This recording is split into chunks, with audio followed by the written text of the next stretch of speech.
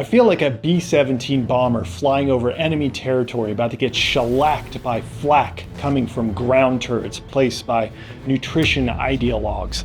If you got that reference, you might be a history buff. Anyway, we're about to travel through divisive skies as we dive into a large study that aimed to find out what happens when you switch out meat for different plant foods. We'll cover cardiovascular mortality, total mortality, and more. So let's get into it, and let's hope that my plane doesn't get hit. Although I am partial to the look of the B-25 Mitchell if I had to switch. In this study, researchers with really cool last names, check this out. Kaiswetter, or Stadelmaier, or Lukas Schwingschackel. What are the odds that those are Germans? Anyway, these researchers pooled 37 observational and randomized studies, although the majority were prospective observation studies, and they aimed to find out across hundreds of thousands of participants what the implications are for switching out a variety of meats for plant-based foods. They focused their analysis on non-patient individuals, so people who were relatively healthy, and they looked at cardiovascular disease, mortality, and more. Included studies had to meet certain adjustment criteria, so meaning that included studies could not be, simple correlations, but had to account for certain confounding factors that might otherwise explain the results, other than the substitution of plant foods for meat. The required adjustments include calorie intake, physical activity, alcohol consumption, and smoking. However, I reviewed the 37 studies, and I can tell you that all of them adjusted for more than what was required, usually including things like age, weight, sex, menopausal status, history of certain illnesses like diabetes and heart disease, and others. So we'll come back to this in a bit. For now, let's look at the data. Let's begin by looking at total cardiovascular disease, which includes cardiovascular mortality, coronary heart disease, heart attack, stroke, and more. See the middle line above 1? That's the neutral line. It indicates there's no effect of a substitution. If the studies averaged together and represented by the blue diamonds move to the left, there's a benefit of the substitution in reducing risk. Now, on the far left, we see the substitution analysis. For example, the first one says red meat replaced with, and then lists 3 plant-based foods. There's more to this interpretation, which we'll get into in just a little while, but for now, that's how to read this. So, if red meat is replaced by nuts across 4 studies, including a sample of 241,000 participants, there's a reduced risk of cardiovascular consequences. The same is true for replacing red meat with whole grains. However, not the case when replacing red meat with legumes. Okay, before we go on, there's a few considerations here that I didn't explain before. I'm going to be getting into some statistics, and although I think that it's important for you to understand, if you really hate my face, you're welcome to skip to this timestamp. Okay, for one, that I-squared, or what's supposed to be an I-squared, is a measure of heterogeneity. That means that there's variability in the results of the studies, as in some studies show one result and others show another. The analysis that we're looking at doesn't offer that granularity, but the researchers kindly provided a more detailed view of the results to give us that information. So you'll note a 51% heterogeneity for the nuts replacement there. If we pop open the data from the supplemental data here, we see the 4 studies on the left side, and importantly, the results of the individual studies. Note that the study results are not in a perfect line indicating the same effect. That spread of the results from study to study is heterogeneity, meaning that there isn't a uniform result, but that doesn't mean that the reduction in cardiovascular disease risk isn't real. Okay, the second thing that I should point out is the certainty of evidence, which does not speak to the results themselves, but rather the risk of potential bias in the studies. Researchers are highly encouraged to report the bias of each study based on an established grading system. Now, in this case, the researchers used one dominant in non-randomized studies called a Robbins assessment. Now, the researchers acknowledge that with this type of study that they have used in this analysis, so association studies, there's always some level of confounding possible, meaning some unaccounted for factor influencing the results of the analysis. So they automatically disqualified every study from being considered low risk of bias, meaning there is some chance the study is biased. I should stress here that it doesn't actually mean that the studies are biased, just that there's a chance.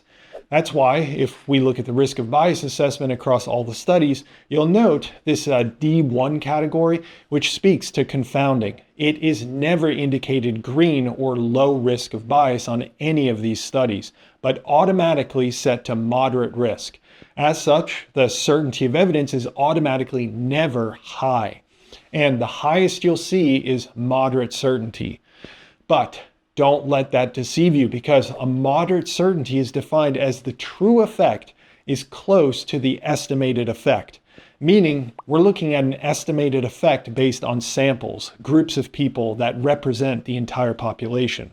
The true effect is the effect if we were to measure everyone in the world or in the population. But we'll never be able to do that. So we rely on samples to give us an estimate of the true effect.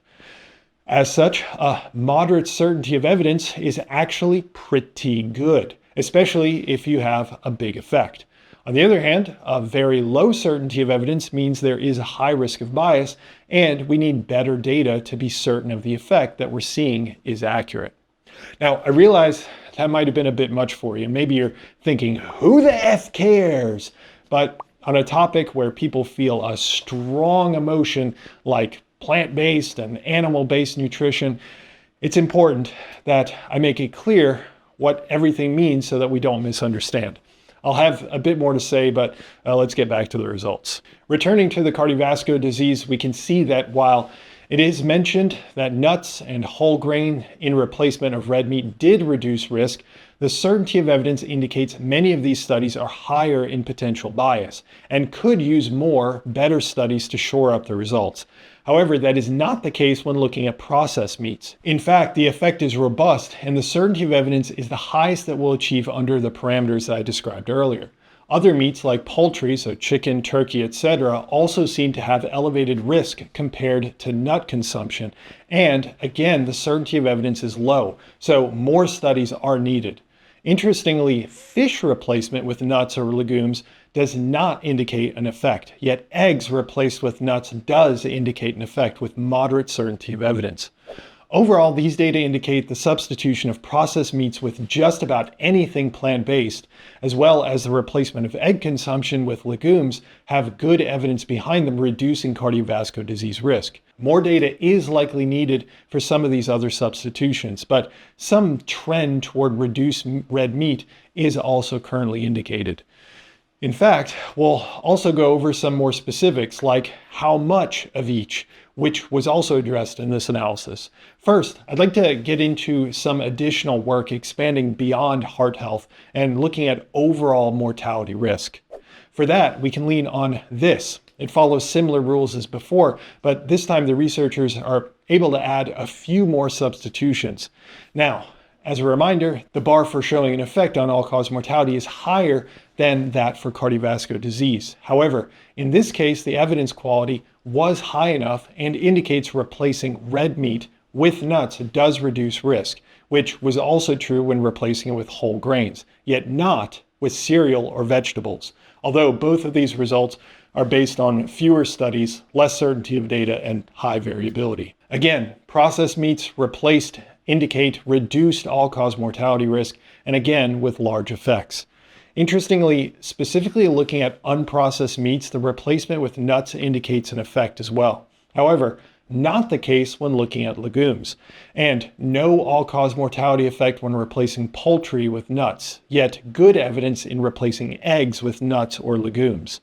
So these data indicate that replacing processed meats and eggs, and even red meat in certain instances with nuts, whole grains, and legumes provides a reduced risk of all-cause mortality. Okay, now there's a lot to say to contextualize what we've just been over and seeing here, including the amounts of each substitution. Also, I'll be going over some more specifics on the impact that different cooking oils have on mortality if dairy follows similar trends, and the overall impact on diabetes risk in the extended version of this video that you're watching. If you're interested in that extended version and access to all my work, my premium podcast, research reviews, summaries, and much more, they're all part of the Physionic Insiders, which is linked in the description for you. All right, to contextualize, and there's a lot to contextualize. The B-17 is hearing explosions. Keep her steady, open the bay doors. I get a lot of commentary from people who say that they've switched to something like a low carbohydrate diet or a carnivore diet or some other plantless desert of a diet, and I respect that choice. In fact, I also acknowledge that there are randomized controlled trials that do show improvements in many health-related metrics like blood sugar, insulin, body weight, and so on. So, using what might be described as not plant-based, analyses like the one that we've been over are speaking to us in broad strokes. They aren't to be taken as an immediate 180-degree turn in one's lifestyle. It would be a bit ridiculous in my mind to expect a person who's lost, 30 kilograms on a low-carbohydrate diet to buck their success and switch their diet entirely based on the word of researchers, especially if they find certain foods, difficult to consume, or they begin regaining weight because they don't feel satiated, or any number of reasons. However, what we can take away from this kind of work is, in broad strokes, to choose to add a bit more nuts into one's diet instead of, another processed meat, for example. Slowly making small changes that trend toward the results of these kinds of studies, all while keeping sustainability and your own ability in the equation, is probably a more reasonable way to go. On an individual level, there is more to consider than cold data, but data can inform us on where to prioritize what we can work on. Now, in discussion of that data, I know the old adage of correlation is not causation has already hit my trusty B-17, and no one is saying that correlation studies should be taken at face value as immediately indicative of causation, but epidemiology and biostatistics are not stuck in the 1950s anymore. There are ways of significantly reducing confounding variables. Again, those are variables or factors that are the true reason for the results that we've been over. In fact, even the researchers acknowledge that residual confounding, as in remaining factors that could explain these effects, cannot be ruled out. But the researchers do account for many of the obvious ones. And we also have to consider that if there is a confounding variable, it also has to affect hundreds of thousands of participants because of the sheer size of these samples. And it needs to be something reasonable, saying maybe it's X-rays from Mars specifically affecting meat consumers. Needs to have some level of scientific backing. Otherwise, we never get anything done, and we willy-nilly just throw ideas out there as if they all have merit. In short, the adage remains, but it isn't as ironclad as it once was, thanks to statistical progress and huge sums of data. Finally, before we get into the amounts of substitutions, the researchers acknowledge that there's plenty more data that's necessary to be certain of some of these results. So this is not an end-all analysis by any means, but certain areas have stronger evidence than others, and I'll spell them out for you next. Now, the substitution amounts, I'm going to add that with the strongest evidence, so we'll cover the main points as well as the amounts together. So, takeaway 1. Processed meats should be reduced. Most analyses indicate consuming 50 grams less processed meat and consuming 28 grams of nuts reduced cardiovascular disease risk by over 25%. The same reduction in processed meats, yet an equal 50-gram increase in legumes, reduced risk almost by the same amount. Finally, replacing it with 30 grams of whole grains reduces risk by about 35%. Takeaway 2. Red meat should be reduced. Most analyses indicated consuming, again, 50 grams less red meat and replacing it with 10 to 50 grams of nuts reduces all-cause mortality risk by about 7%, and replacing it with 11 to 15 grams of whole grains reduces risk by 4%. Takeaway 3. Although not a meat, which was the focus here, replacing 1 egg per day with 25 grams of nuts reduces all-cause mortality risk by 15%, and 25 to 50 grams of legumes reduces risk by 10%. Overall, while there's definitely more data needed for some of these, the trend from these data indicate at least certain plant-based foods reduce risk of death when substituted for unprocessed meats, and some evidence also lumps red meat as a whole into that risk profile. Now my B-17 is still flying, so if you want to give me some more flack in the comments, then bombs away. Otherwise, here's a further analysis that I did on the most potent anti-death food. And here's a hint, we discussed it here too.